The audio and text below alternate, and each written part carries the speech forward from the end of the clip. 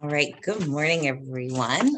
I'm trying to change up the topics. So normally this time of year, I start talking about listing. It's listing time. It's listing time. You know, we talk about our CMAs, we talk about our listing appointments, which is good. We still need to focus on that. But we find ourselves in a bit of a buyer's market right now.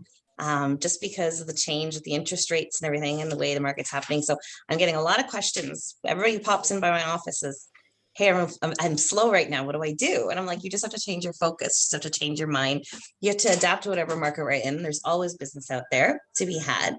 So I thought I'd just go over, where we can find that business and how we adapt to new market and market changes, right? So the first thing I was going to go over is the buyer's market versus the seller's market, right? Is that somebody? Sounds like somebody's racing. There we go. Okay. Seller's market versus buyer's market. So what's the difference? In a seller's market or a buyer's market, inventory and demand might not be on the top of the mind when you first consider buying or selling a home, right? But we as real estate agents have to know what's going on. So what is a seller's market? We know we just experienced it. Inventory really low and demand is still out there. So we don't have enough supply for that demand. So what that's going to do is push up the prices, right? So in pushing up the prices, that's because people are fighting over the properties because the inventory is just not there, right?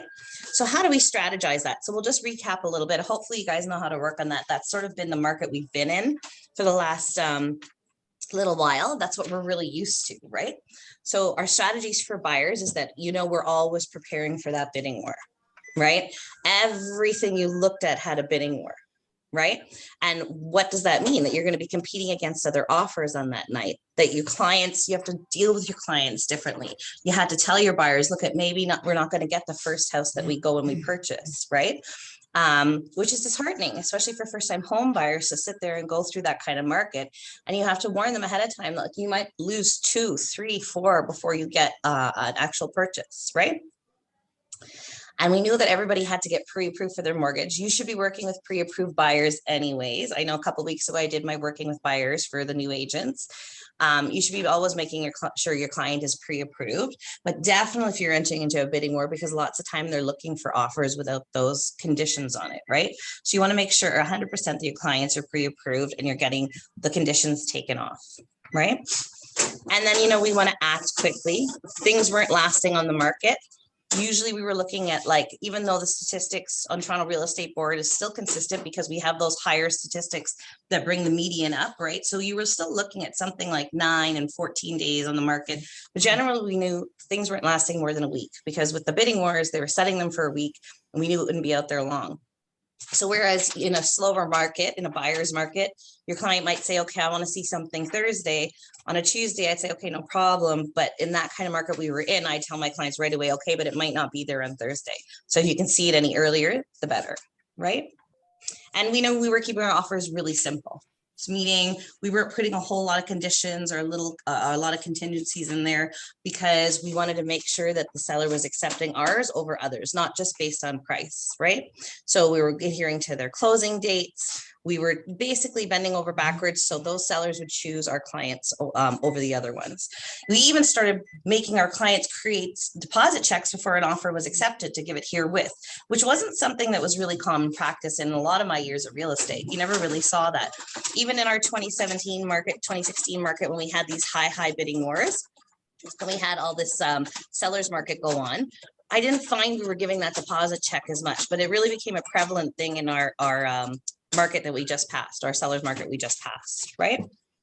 So strategies for buyers, hopefully we all became experts in those. So now when we come across the bidding war, we know because it was every single thing that we were looking in the system. Are you guys seeing a big change now when you look in the system that it's offers anytime, right? It's strange to see that now because you look right away. I know that you got in the habit of looking right away to the broker's marks and seeing if there was a bid date set there, and now it's offers anytime, right? So what are our strategies for sellers in a seller's market?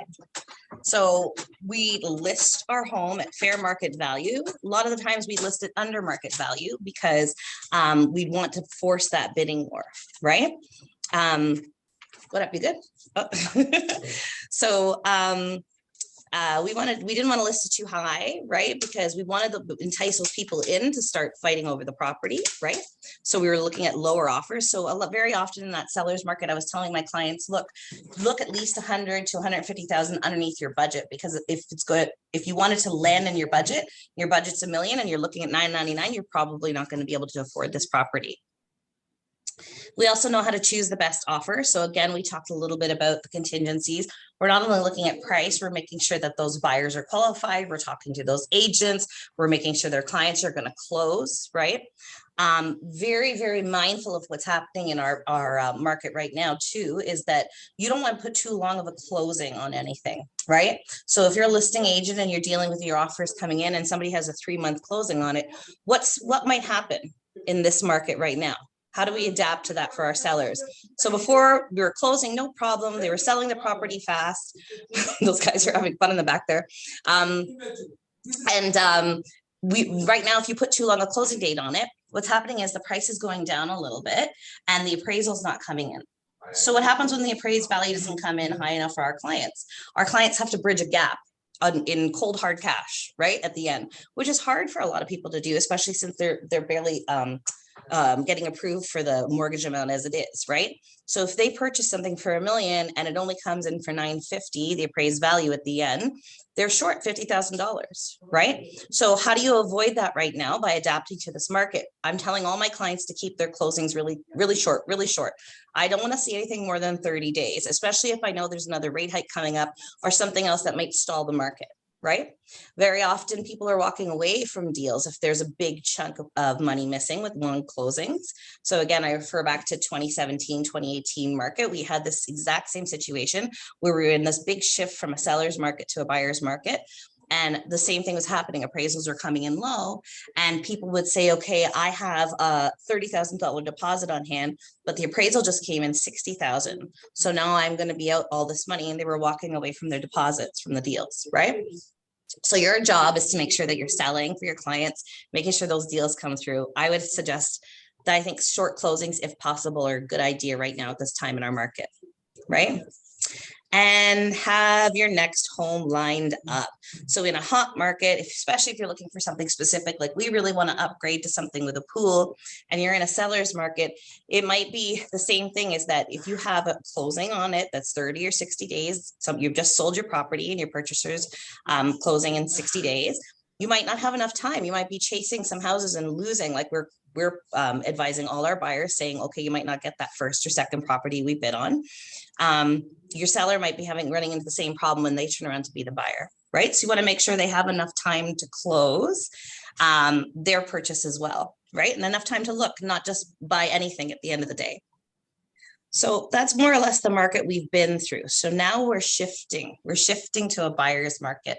So like I say, there's been different factors that have affected this, mainly the rate hikes. Everyone says, oh my God, I get the question a lot too. Do you think it's going to crash? Who thinks the market's going to crash right now? So, I mean, knock on wood, in my 15 years, I've never seen the market crash, right? I definitely seen this same pattern though, where something affects the market and everybody sort of panics, and either our buyers or our sellers get really halted and they back off the market for a little bit, which can feel like it's stalling our business. But we're going to talk a little bit in the next article about different avenues for you guys, different streams of income, and not just focusing on the regular day-to-day, right? If you're finding yourself a little slow right now. So in a buyer's market, what is the different strategies we're using for our buyers and our sellers? So we went over what we've gotten used to in the last, mostly during COVID, with the low inventory and the hot market and the sellers and the bidding wars. What do we do now that the market's changed, right? So what are our strategies for buyers? Well, buyers are able to offer less than asking price now. Imagine that. That hasn't happened in a few years, right? That's unheard of. It was so unheard of that I would even tell my clients to look under budget. When you're on realtor.ca or Zillow or Zolo or anything, don't look in your budget, look 100, 150 less. Now I'm looking at it, comparing, and I'm thinking to myself, no, we can offer less. We can offer less now. Hasn't happened in a long time, right? And why is this? Because the seller knows we have many options of homes to buy, right? The inventory has gone up. right? And that's another point I'd like to make, actually, because I know a lot of people are saying, oh, nobody wants to sell right now. Nobody wants to sell right now because they feel they can't get a good price. What are we saying to our sellers? Because if we're experiencing the inventory going up, people are still listing their homes. So I don't want to hear that people don't want to list their homes because the price is low. Yes, Saraf, how can I help you? Did you have a question? I just had a question because basically, so I've seen a lot of properties that it's like, yeah, the sellers are getting frustrated. So they're not getting the price that they want. So then what they do is they just pull the property from the market because it's not their principal. So Yeah. wouldn't this affect, like, I was actually predicting that it would eventually raise the demand because they're pulling the properties out. So it's like, it's going to lower supply, which will raise demand. Like, you don't think so? If that happens, but that's not what we're experiencing right now. Right now, if you go on, so I know there's certain pockets that I watch all the time, and the inventory just wasn't there, even in our high listing time, which we're sort of in right now. The inventory just wasn't there last year, right? So year over year, I think we're experiencing higher inventory right now for sure. So I guess my So point right is now that there's more inventory. I believe so than last year. When I look year over year, so I always check the 09 because I live with 09. So it's kind of my habit with my coffee every morning. And last year it wasn't pushing up into that. Now it's not as high and crazy as it normally is, but it's definitely higher than it was last year. Right? No, I know higher than last year for sure. But like, I'm talking about, like, as in it's a much better time to buy right now than it It's an was like amazing time 3 to buy. months ago. Yes. Yeah. Yeah. It's an amazing time to buy right now. It's an amazing time. But I was just And talking. I'm just asking, don't you think that, like, so right now it's an amazing time, but then like in a few months it's going to become like a seller's market again because people are pulling, like, you know, like, I feel like it's going to increase the demand.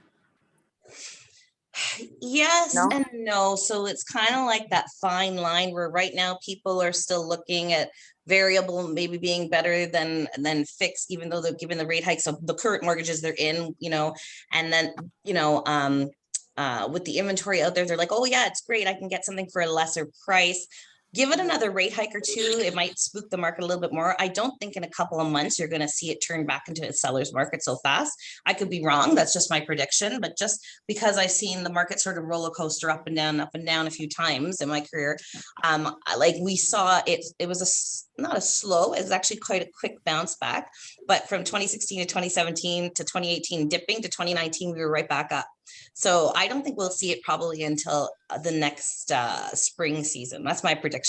That's when we'll go, oh my God, look, the prices are back up. Or it might even experience it early in the year, like we did this year, like maybe February, March, earlier onto our spring market.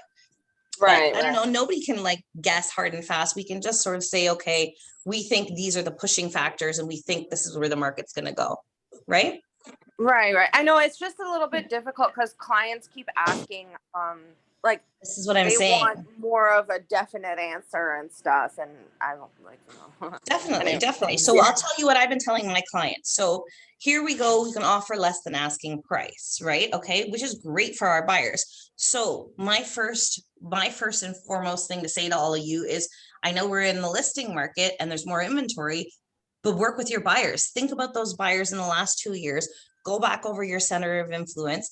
I closed 2 buyers who are I haven't closed them yet. Knock on wood, I hope they close right this month. But I went back and I grabbed 2 buyers who have been looking all during COVID for 2 years, and they've been really frustrated because they've been chasing these prices, and both of them were able to buy because we finally were able to get something. We weren't in this crazy bidding war.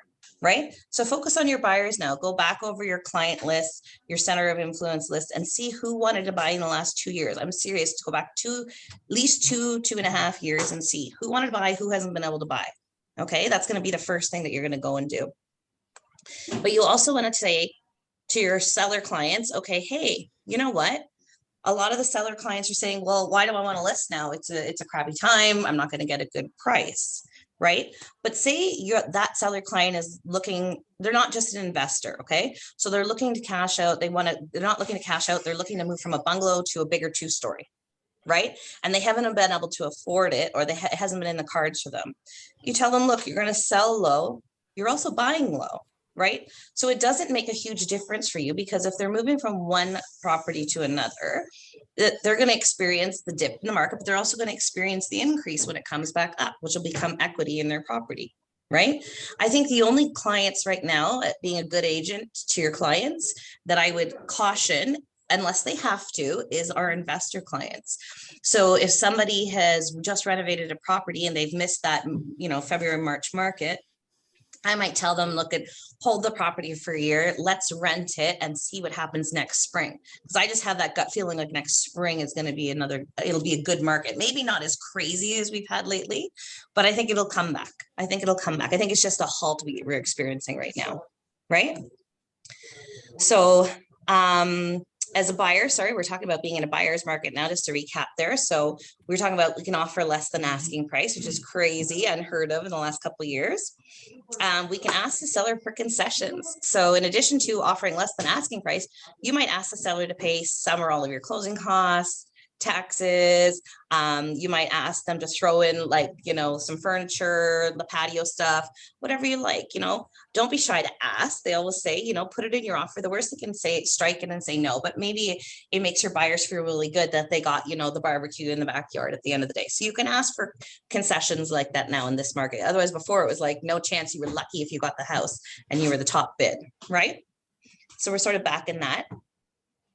And now you can ask the seller to make repairs. We got to open our mind up to the market we were in. I know, especially if you're a newer agent, you've kind of been stuck in the last 2.5 years of this. Oh, you can't ask for anything.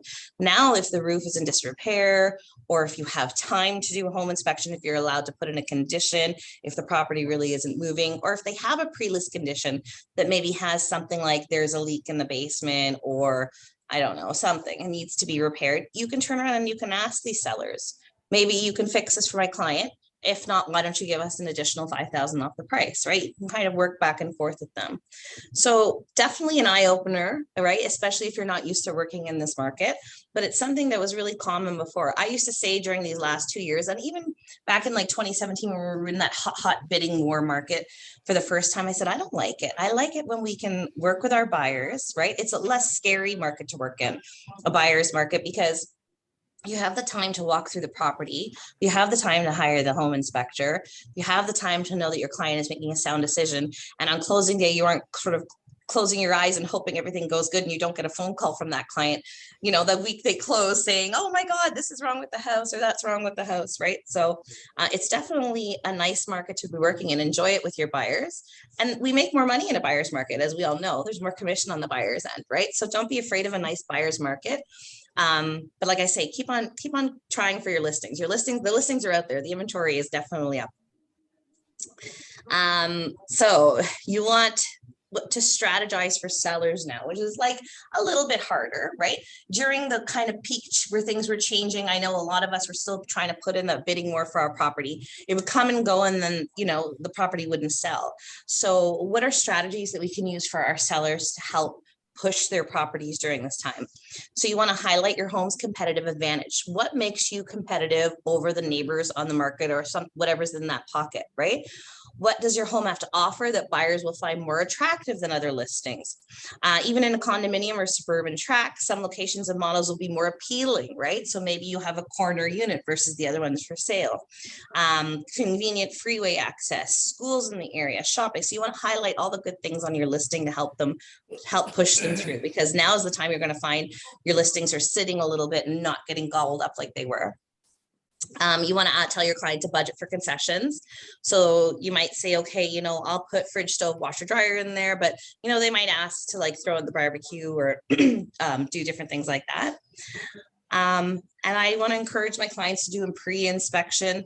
I really think this is important for the bidding war, because I'm looking for that firm bid, but it never hurts to do when it's only a couple $100. Even if the buyer at some point wants to go and do their own, the pre-inspection is a good insight into your property. So even if the buyer does do a home inspection themselves, you can compare and you're aware of what may come up, right, in those reports. So it's never a bad thing to do.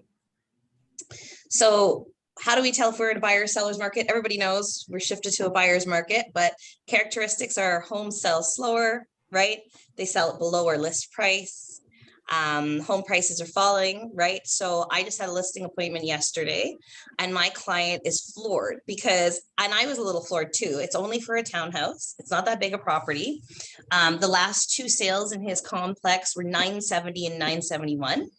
Then there was one sale, because those were in March, both of them. One sale was in May and it was 826. And he goes, are you telling me if I sold a couple months ago, I could have made 150,000 more? And I'm like, seemingly so in your complex. Now I'm hoping that I can push it a little bit more. Maybe that one didn't show as well. Maybe people didn't like the location in the complex. I don't know. We're going to figure out different ways to push it. But 150 is a big chunk for a couple of months. Huge, right? So he was a little bit floored at that.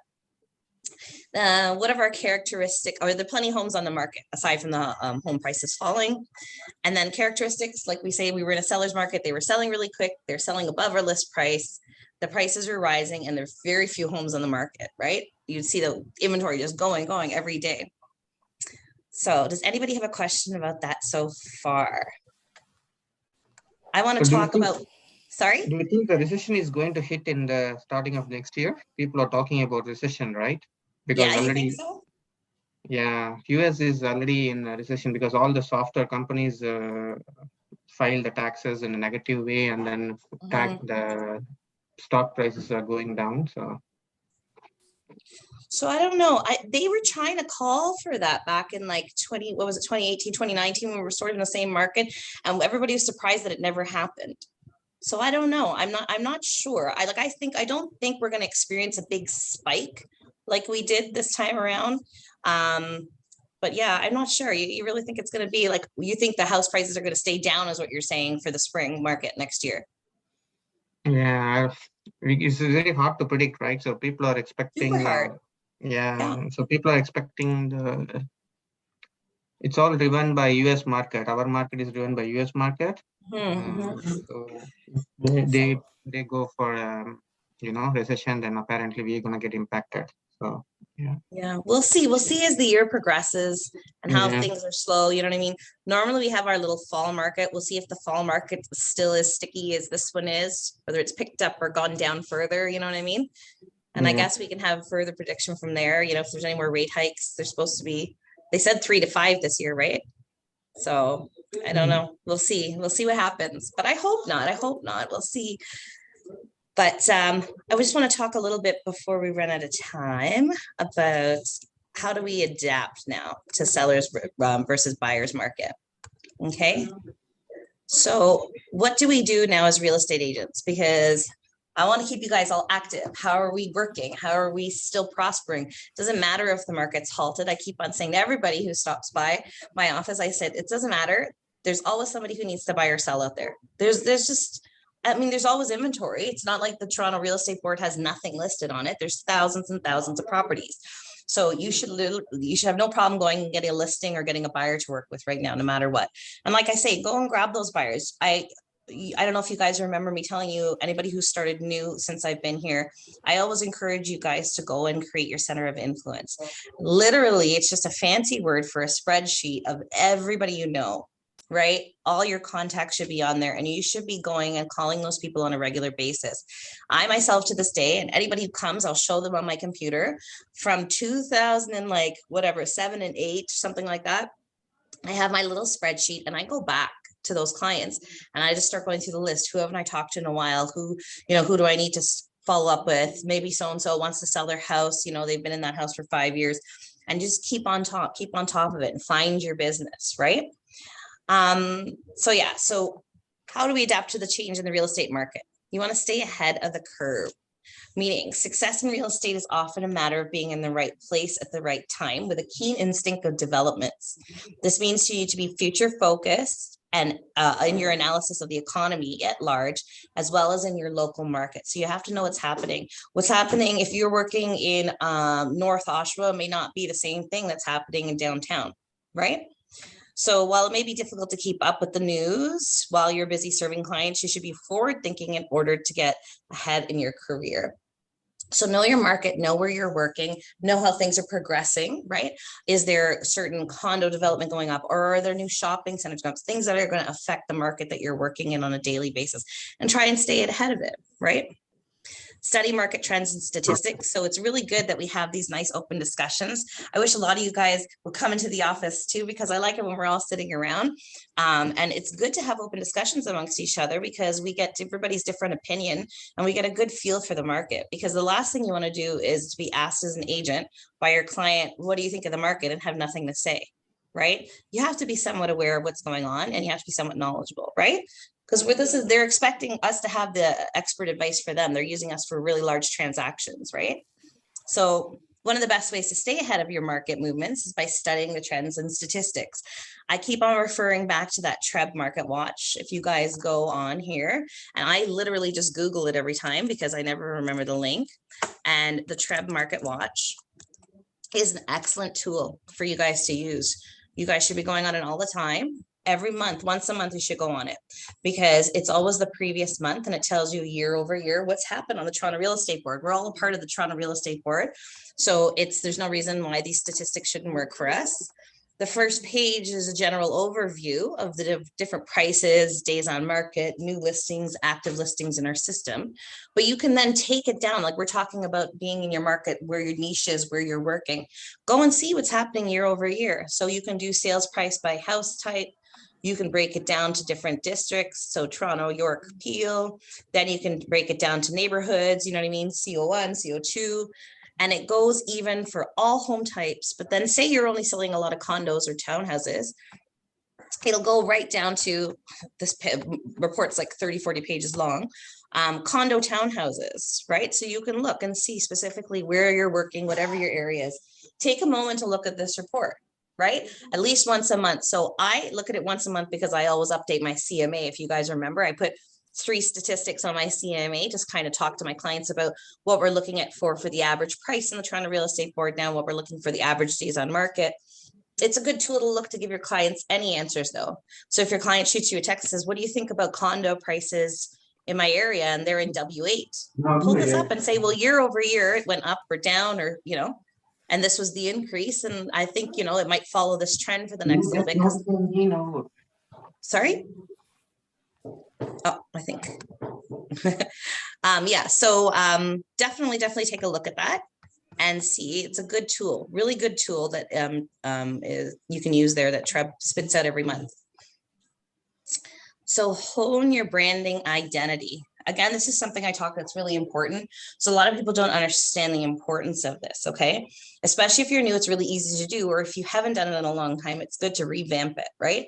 Well, you want your stuff, your material to look the same. You want to be really consistent. So, I mean, you could change things up, it's great, but generally, if you have the same headshot with the same background and the same sort of coloring, and you use that on your business card to your real estate board sign, to your social media marketing, you now become recognizable.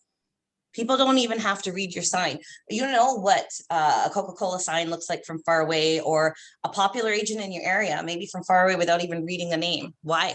Because they made it recognizable. They branded themselves, right? So you guys have to realize that that's a secret to your success. People aren't going to use you if they don't know who you are. You have to become recognizable and you have to become branded, right? So there has to be consistent marketing, right? Consistent marketing all the time. If you start looking to market when you have no clients, it's going to take you a while to find clients. And then you find those clients and you start working with them and you stop marketing, then you're going to go back into the same pattern again. I keep on using the same analogy, is that it's like pushing a snowball. You guys ever rolled a big snowball in the winter? It takes a really long time to get it going. And then once it's going, you got to keep pushing it, or you're going to have to use that same momentum to get it going again. Real estate is really, really similar. I tell it time and time again. I feel the difference. If I'm off for a week and I don't do my prospecting or my lead follow-up or start, calling my center of influence, I can feel it. I can feel the effect it has in business, right? So you guys have to keep consistent on it, right? And again, that's the next point, marketing consistency. It shouldn't be a product. It should be habit. This is what it says, right? So you should be getting up and doing a little something every single day towards your marketing, whether that be calling and telling everybody, hey, you got any referral, repeat, posting on your social media, doing whatever works for you, right? cultivate a post-sale referral source. So I was actually talking to somebody I used to train from another office, and he says, this is one of the biggest things you ever told me, and I listen, and it's where I get most of my business from, right? And I said, oh, okay, that's interesting. And I said, it's true. It's actually where I get a lot of my business from too. So what is it called? You want to take your post-sale and get referrals from it, right? So either somebody that a buyer you work with or somebody's house you sold, and you want to get a referral off of that, either by door knocking that neighborhood, by calling a just sold in that neighborhood, by asking your buyer client if they have a referral, because it's way easier to get a referral from a happy client than to go and cold call and find a new lead, right? Because it's a warm lead. Then it's somebody already knows somebody that wants to buy, right? Or the neighborhood's already been watching your sale, so now you're door knocking. It's a warm way to go about and get lead and referral business, right? Prioritize education. So this is a fun one. There are lots and lots of things. I don't know if you guys have ever looked on the TREB e-school or whatever they call it. There for different things you can sign up on, different certifications you can get with your license. So, I mean, we have our 2-year cycle that you have to follow up on in our regular, Humber or whatever you're taking now to get your real estate license, but there's different opportunities and stuff that you can go in there and learn. They might even give you different areas for business, like maybe, some home staging or, a property management course or something where they have, I think they have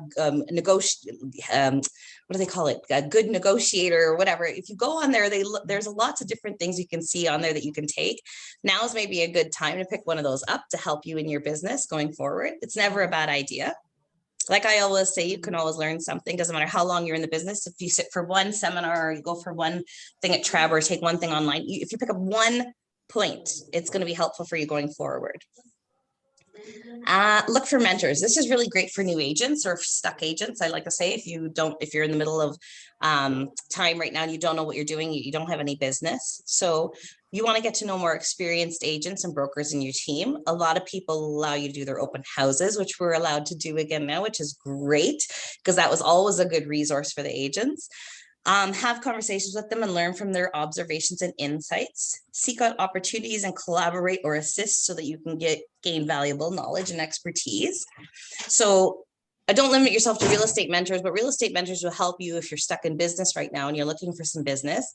So a lot of agents, if they're busy agents, they might not have time to, if they've just sold their client a property, they might not have time to turn around and rent that property for them. So make sure you're reaching out to your colleagues and asking, you know what I mean? Especially if you see an open house posted. Now, I haven't seen it much in this office, but COVID's been a big prevalent factor since I joined this office. But we used to post, and I encourage all of you, if you have a listing and you don't have time to do your open house, post it in our chats and see if one of your colleagues wants to pick it up, because not only is it good exposure and it shows your client that you're working hard for them, but it gives new agents or not busy agents the opportunity to pick up some clients to work with, right?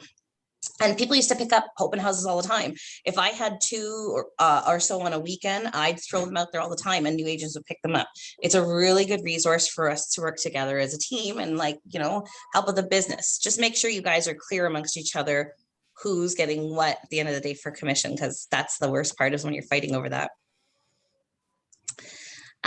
Okay, implement a geographical farm. So this is not only something I think you need to do to adapt to a changing market. I think this is something that you need to do on the regular. I'm a firm believer of it when we talk about working our pillars and where to just pull your business from on a regular basis. So everybody has to have a center of influence. And I think everybody has to have a geographical farm. You should pick 3-4 pillars that work well for you, but those have to be your 2 base ones no matter what.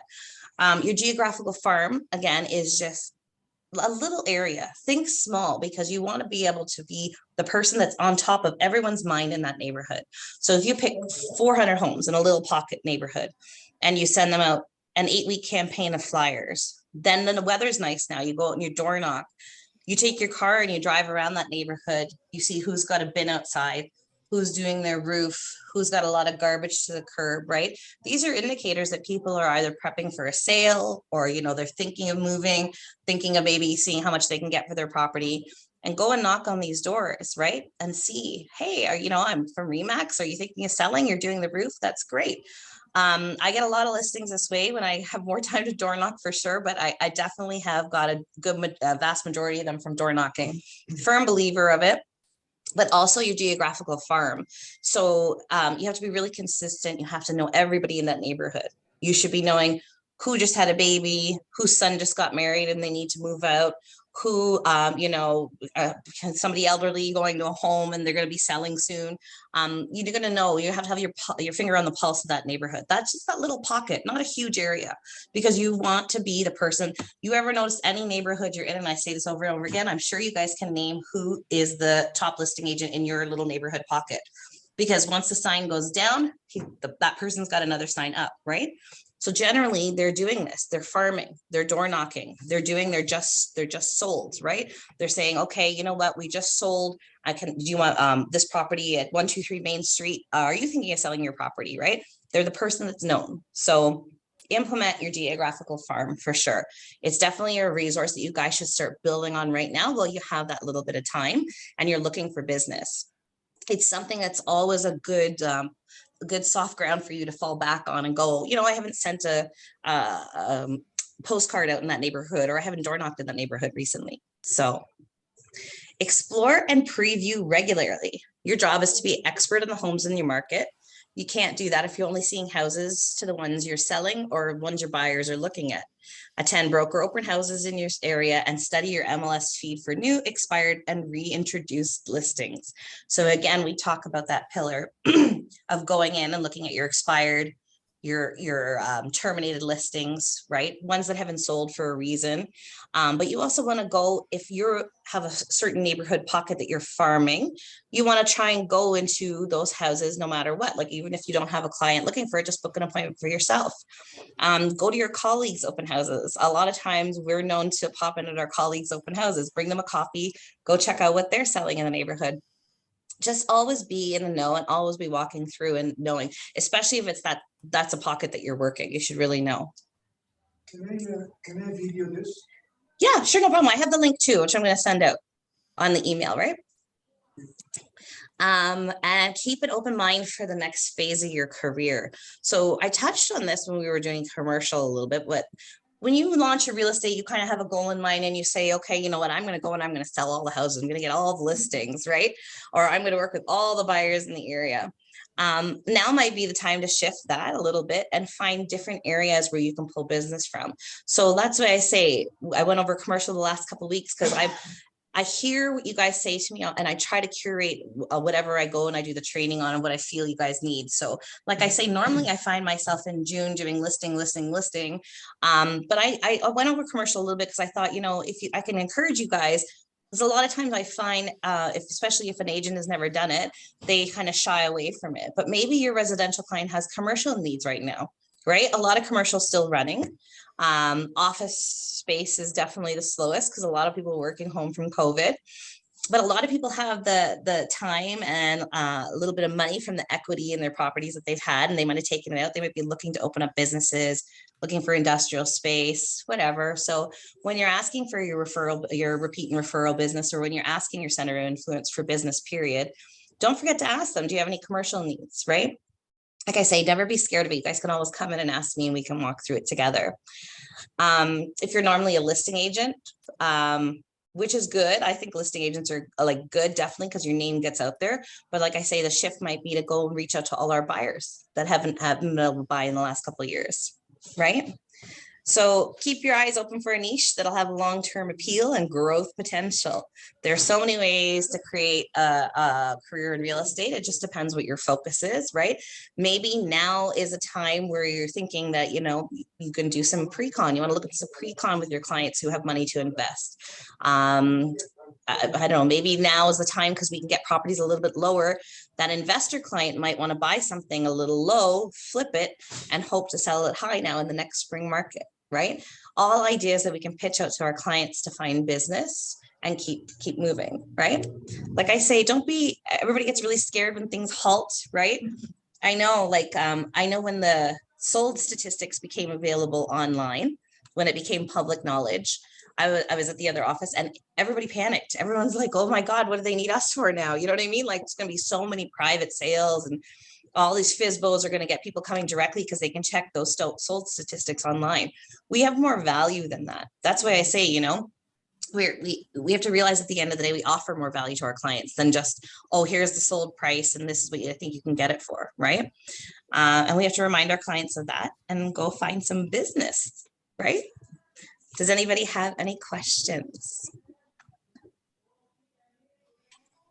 It's always fun for me. So I was sitting over the weekend and yesterday working on this, trying to think of what I can talk to you guys, because it's always like the same old topic. Some things never change, like, you know, your listing appointments and the paperwork you need. But in a changing market like this, it's good to have a refreshing, like new sort of topic to talk about amongst each other. Don't get depressed. Yeah, no, don't get depressed. Don't get down. It's real estate. You just got to keep on going. You know what I mean? Like, Have fun. yeah, you have fun. We forget that this is a field with unlimited earning potential. So as long as you're out there working, sorry, It's a numbers game, right? it's a numbers game, right? The more your effort you're putting in, the more you're going to reap from it. Even if everyone's saying, well, the market's halted, the market's going to crash, it's fine. Like I say, there's thousands and thousands of listings out there. So those agents aren't finding a problem, right? We shouldn't either, right? No excuses, right? Everybody good so far? Anybody have any questions? And the immigrants are coming now, they know, so they got the money, loads of money. Well, this is what I'm saying. So I don't know, like I'm back and forth. I know Sridhar in there was saying that, you know, we're headed for a recession, right? But then I keep on hearing this too, that, you know, there's going to be an big influx because COVID has sort of held off a lot of people coming into the country. Now we're going to get into that and we're going to experience low inventory again. So I don't know. We'll see how it is, but yeah, we'll see. We'll see. It's interesting to hear all the different perspectives though, because like I say, nobody knows 100% for sure what's going to happen, right? Nobody thought 2019 we'd be right back up after we had that 2018 drop in the market. By 2019, everyone was like, what? I can't believe the prices are right back up and bidding wars and it was crazy. So yeah. Person has the money, doesn't matter if it's 6% or 5% mortgage rate or 8%. Some people will buy that high interest rate. Yeah. For sure. Affordability. And anybody new there online, you guys are welcome to come in too. Now you have all your codes. I haven't seen some of your faces. Come in. I want to show you how to, you know, do stuff in the system, make sure all your profiles are set up. It's important for me because I want to make sure you're getting your leads. You'd be surprised how many times I go into the system and people don't have their lead gen set up properly. You want to be getting text to your phone, especially now if you're saying to me right now, you have no business. We're going to check the Remax back office. Remember, I was showing you before, it was another training session I'd done. The Remax back office. Yeah. So I want to make sure you guys are set up properly and you're getting leads to your phone no matter what, because you get everything from a rental to, you know, like sale properties, right? So you should be set up on your remax.net. I thought I did it for you. You can log in and see. Yeah.